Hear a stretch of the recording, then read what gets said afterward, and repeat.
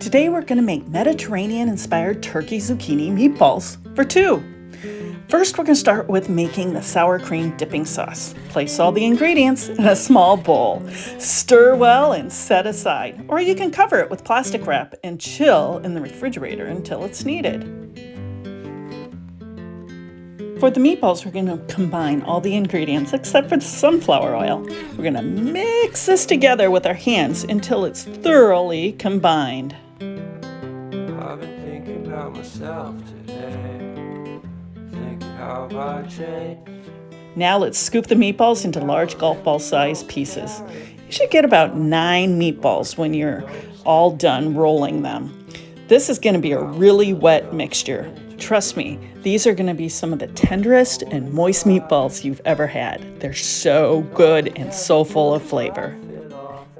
We're going to use a stovetop to oven cooking method. First, we're going to sear the meatballs in a large oven-safe saute pan and heat enough oil over medium heat to cover the bottom of the pan, about 1/16 of an inch.